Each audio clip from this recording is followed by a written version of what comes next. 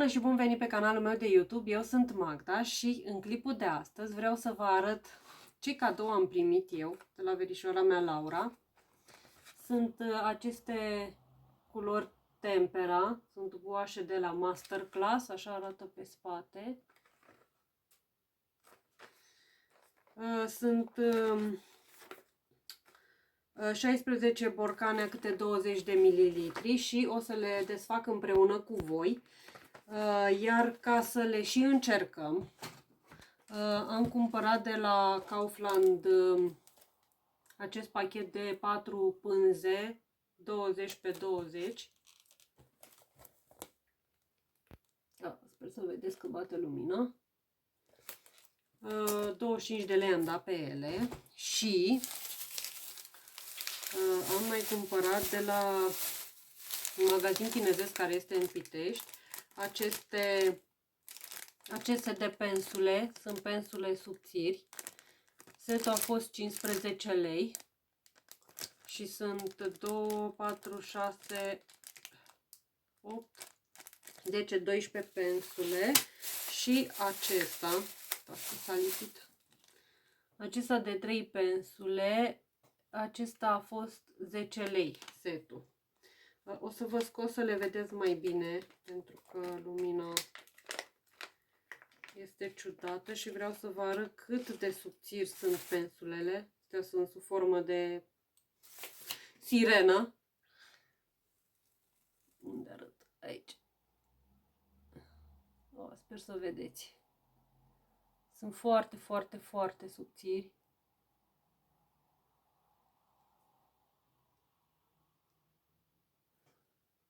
Și cum pictez acei ursuleți panda pe felicitări micuțe, pensulele acestea or să mă ajute foarte mult. Eu am mai cumpărat niște pensule, dar între timp tot folosindu-le s-au deteriorat. Iar acestea, sincer vă spun, le-am cumpărat de la raionul de make-up. Așa că o să vi le arăt și pe acestea și o să și folosim, pentru că vreau pe acestea 4 să fac niște flori. Pe cele 4 pânze sunt prea mici ca să pot să fac altceva. Cum se desfac? Am reușit să le tai, oricum trebuie să le scot. Și o să vă și arăt câteva, că toate sunt la fel, sau nu.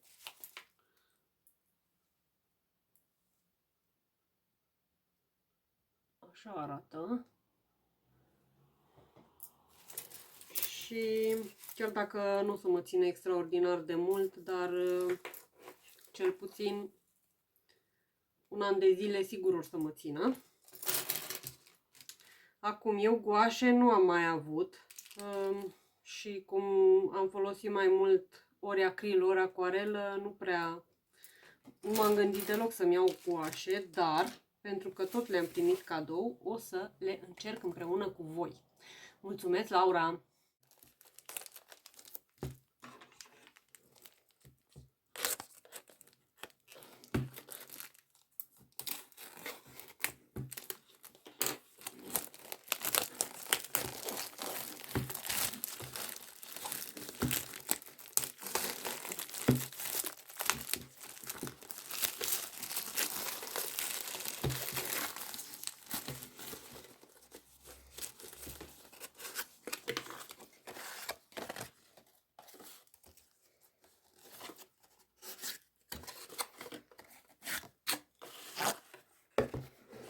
După cum ați văzut, am desfăcut aceste pânze.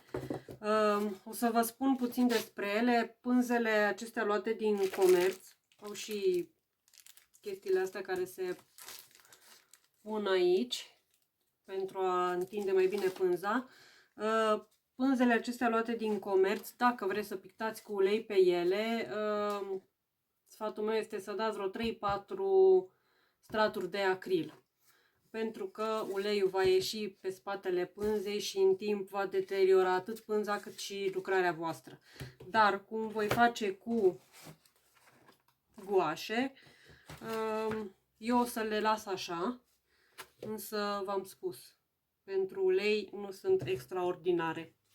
Ori căutați pânze mai bune, din acelea de bumbac, iar dacă le folosiți totuși pe acestea, 3-4 straturi de acril pe ele.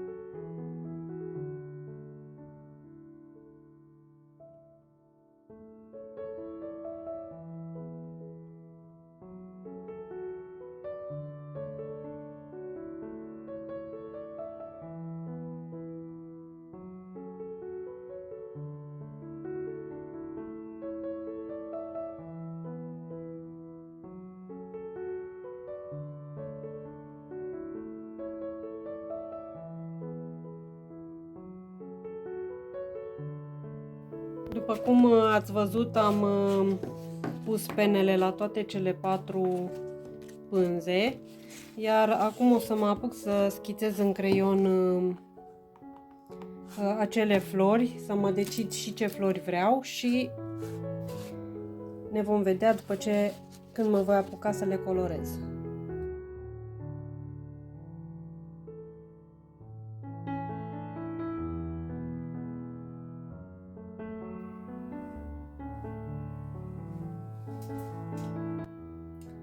Salut! Astăzi este, nu mai știu ce zi este astăzi, dar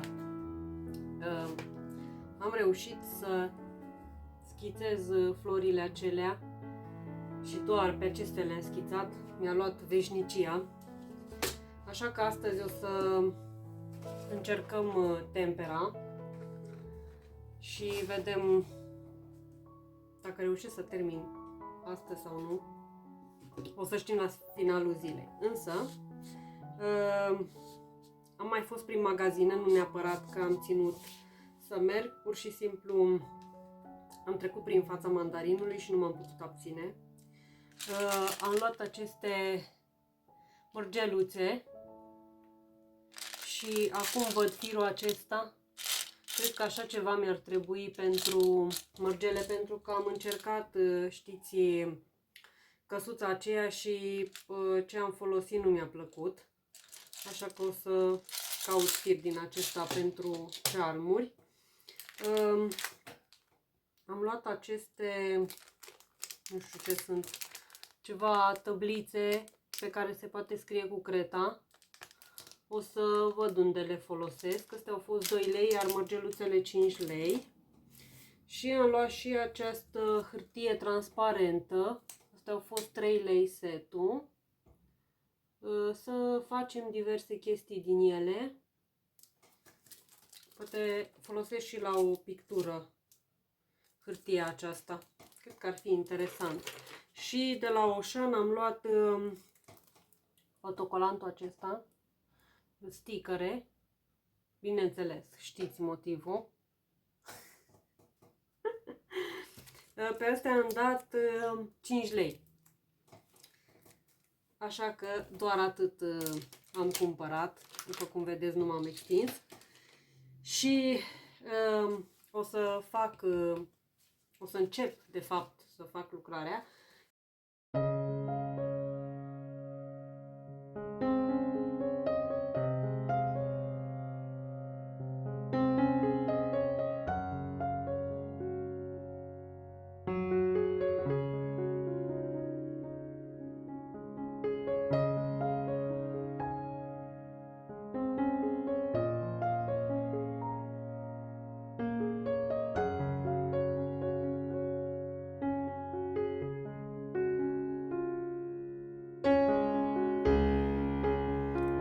Sunt aceeași culoare, acesta e red ocru și ăsta este burnt sienna.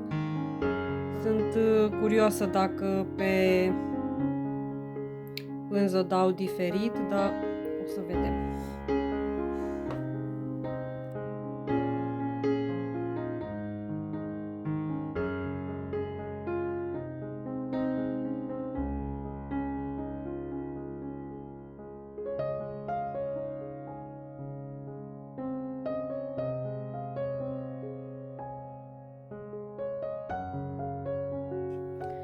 Acestea sunt culorile, o să le și încerc pe o hârtie pentru că sunt curioasă de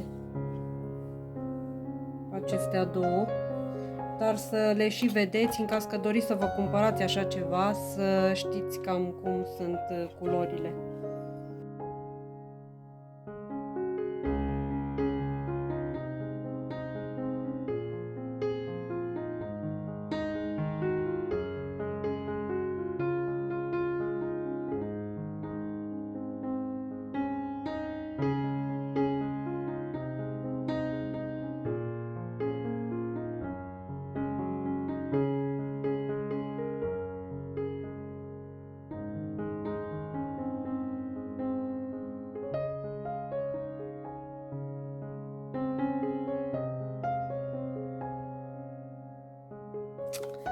S-au uscat culorile și sincer arată super. Este o oarecare diferență între ocru acela roșu și burnt sienna. Aici este burnt sienna și aici este roșu ocru. E puțină diferență, ăsta e bate mai spre roșu. Dar sunt ok ca și consistență.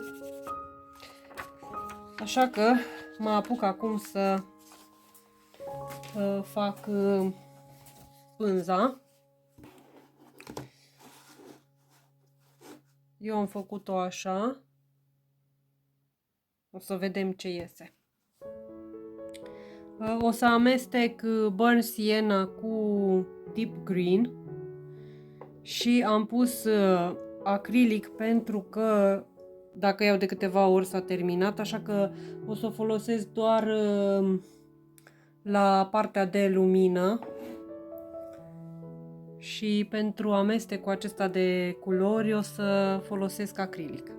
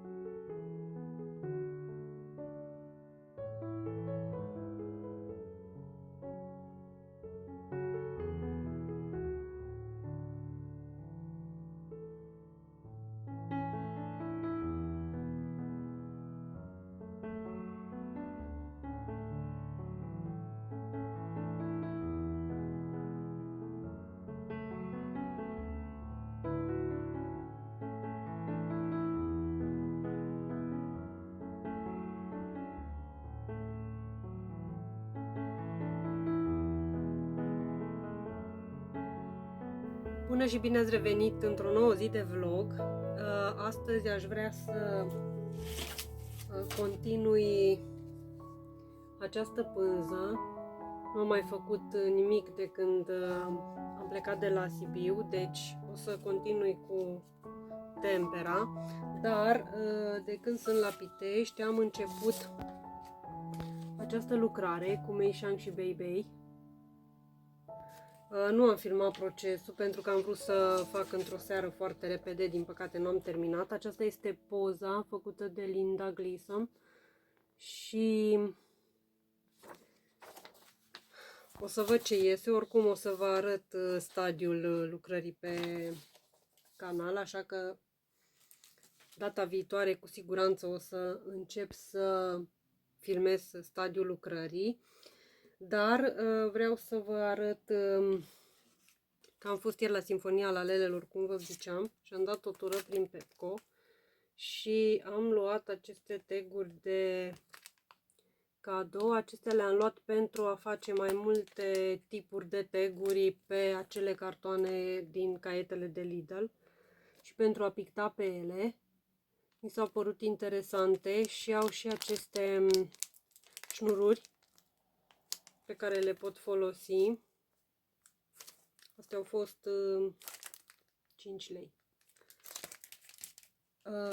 Apoi am găsit cearmuri, așa, cu smile și cu love. Acestea pentru bullet journal,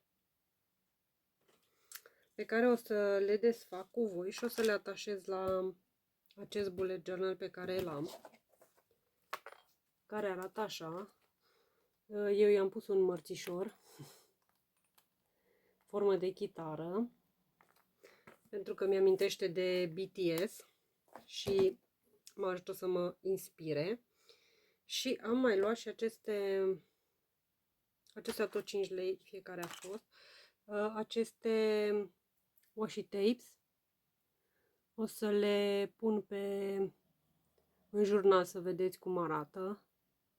Dar mi-a plăcut foarte mult, sunt chinezești.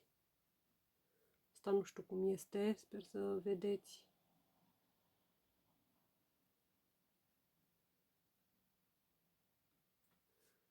Mi-a plăcut foarte mult și dau foarte bine în jurnal. O să vă arăt câteva imagini.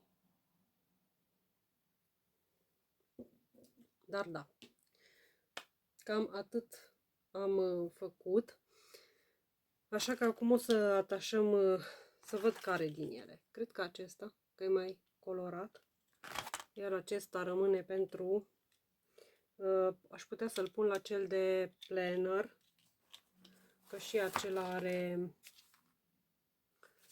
aceste inele. Da, așa voi face.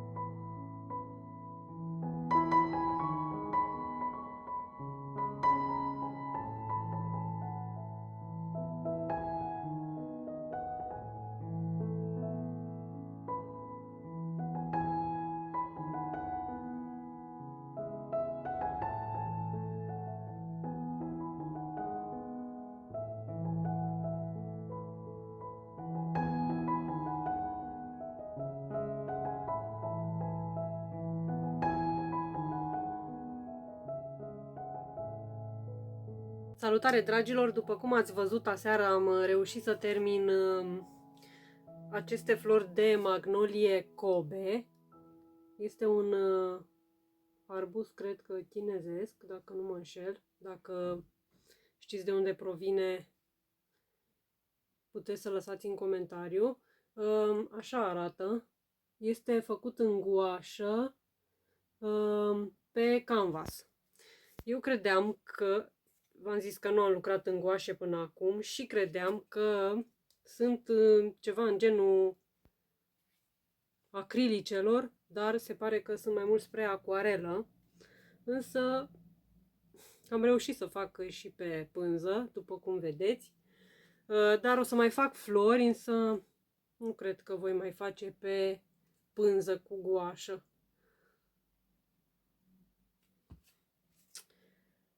Acum a fost un experiment. Dacă vreți să încercați, merge. Deci, ok. Această lucrare o găsiți pe site și print dacă doriți. La lucrarea aceasta cu Bei Bei și Mei Shang n-am mai făcut absolut nimic. Astăzi vreau să mă ocup și de ea. O să văd eu cam cum îmi dozez timpul. Dar da, dacă v-a plăcut acest videoclip, dați un like, lăsați un comentariu și spuneți-mi dacă voi ați mai lucrat cu guașe și ce părere aveți despre ele.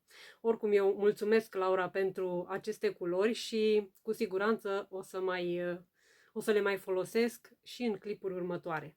Noi ne vedem pe data viitoare. Pa, pa!